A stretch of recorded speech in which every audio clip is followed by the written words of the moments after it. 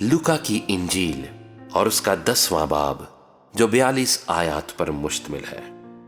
इन बातों के बाद खुदावंद ने 70 आदमी और मुकर्रर किए और जिस जिस शहर और जगह को खुद जाने वाला था वहां उन्हें दो दो करके अपने आगे भेजा। और वो उनसे कहने लगा कि फसल तो बहुत है लेकिन मजदूर थोड़े हैं, इसलिए फसल के मालिक की मिन्नत करो कि अपनी फसल काटने के लिए मजदूर भेजे। जाओ, देखो मैं तुमको गोया बरों को भेड़ियों के बीच में भेजता हूं। ना बटवा ले जाओ, ना झोली, ना जूतियां, और ना राह में किसी को सलाम करो। और जिस घर में दाखिल हो पहले कहो कि इस घर की सलामती हो।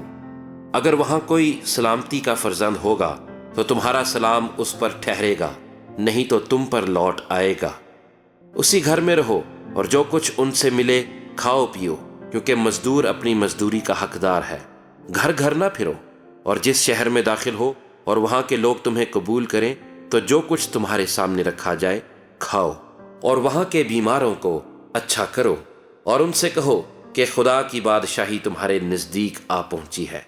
लेकिन जिस शहर में दाखिल हो और वहां के लोग तुम्हें कबूल न करें तो उसके बाजारों में जाकर कहो कि हम इस गर्द को भी जो तुम्हारे शहर से हमारे पांव में लगी है तुम्हारे सामने झाड़ देते हैं, मगर ये जान लो कि खुदा की बादशाही नजदीक आ पहुंची है।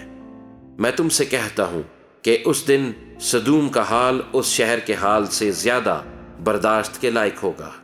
ए खुराजीन, तुझ पर अफसोस, ए बैतसैदा, तुझ पर अफसोस, क्योंकि जो मोजज़े तुम में जाहिर हुए अगर सूर और सैदा में जाहिर होते तो वो टाट ओढ़कर और खाक में बैठकर कब के तौबा कर लेते।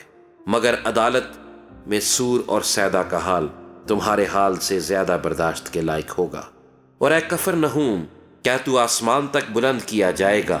नहीं, बल्कि तू आलमे अरवाह में उतारा जाएगा। जो तुम्हारी सुनता है वो मेरी सुनता है, और जो तुम्हें नहीं मानता वो मुझे नहीं मानता, और जो मुझे नहीं मानता वो मेरे भेजने वाले को नहीं मानता। वो 70 खुश होकर फिर आए और कहने लगे, ऐ खुदावंद, तेरे नाम से बदरूहें भी हमारे ताबे हैं। उसने उनसे कहा, मैं शैतान को बिजली की तरह आसमान से गिरा हुआ देख रहा था। देखो, मैंने तुमको इख्तियार दिया कि सांपों और बिच्छुओं को कुचलो और दुश्मन की सारी कुदरत पर गालिब आओ, और तुमको हरगिज किसी चीज से जरर ना पहुंचेगा। तो भी इससे खुश ना हो कि रूहें तुम्हारे ताबे हैं, बल्कि इससे खुश हो कि तुम्हारे नाम आसमान पर लिखे हुए हैं। उसी घड़ी वो रूहुल कुद्स से खुशी में भर गया और कहने लगा, ऐ बाप, आसमान और जमीन के खुदावंद, मैं तेरी हम्द करता हूं कि तूने ये बातें दानाओं और अक्लमंदों से छिपाई और बच्चों पर जाहिर की। हाँ ऐ बाप, क्योंकि ऐसा ही तुझे पसंद आया। मेरे बाप की तरफ से सब कुछ मुझे सौंपा गया, और कोई नहीं जानता कि बेटा कौन है सिवा बाप के, और कोई नहीं जानता कि बाप कौन है सिवा बेटे के, और उस शख्स के जिस पर बेटा उसे जाहिर करना चाहे। और शागिर्दों की तरफ मुतवज्जो होकर खास उनसे कहा, मुबारक हैं वो आंखें जो ये बातें देखती हैं जिन्हें तुम देखते हो, क्योंकि मैं तुमसे कहता हूं कि बहुत से नबियों और बादशाहों ने चाहा कि जो बातें तुम देखते हो देखें मगर ना देखी, और जो बातें तुम सुनते हो सुने मगर ना सुनी। और देखो, एक आलिम शरा उठा और ये कहकर उसकी आजमाइश करने लगा कि ए उस्ताद, मैं क्या करूं कि हमेशा की जिंदगी का वारिस बनूं। उसने उससे कहा, तौरेत में क्या लिखा है, तू किस तरह पढ़ता है?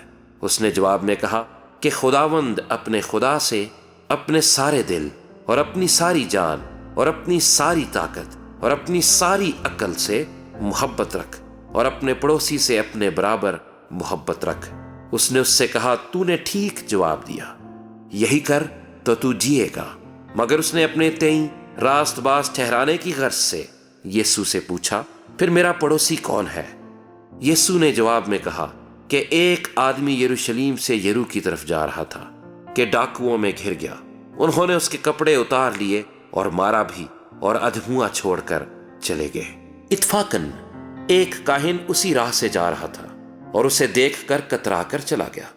اسی طرح ایک لاوی اس جگہ آیا، وہ بھی اسے دیکھ کر کترا کر چلا گیا، لیکن ایک سامری سفر کرتے کرتے وہاں آ نکلا اور اسے دیکھ کر اس نے ترس کھایا اور اس کے پاس آ کر اس کے زخموں کو تیل اور میل لگا کر باندھا اور اپنے جانور پر سوار کر کے سرائے میں لے گیا اور اس کی خبر گیری کی۔ دوسرے دن 2 دینار نکال کر بھٹیارے کو دیے اور کہا اس کی خبر گیری کرنا، اور جو کچھ اس سے زیادہ خرچ ہوگا میں پھر آ کر تجھے ادا کر دوں گا۔ ان تینوں میں سے اس شخص کا جو ڈاکوؤں میں گھر گیا تھا تیری نسبت میں کون پڑوسی ٹھہرا؟ اس نے کہا وہ جس نے اس پر رحم کیا۔ یسوع نے اس سے کہا جا تو بھی ایسا ہی کر۔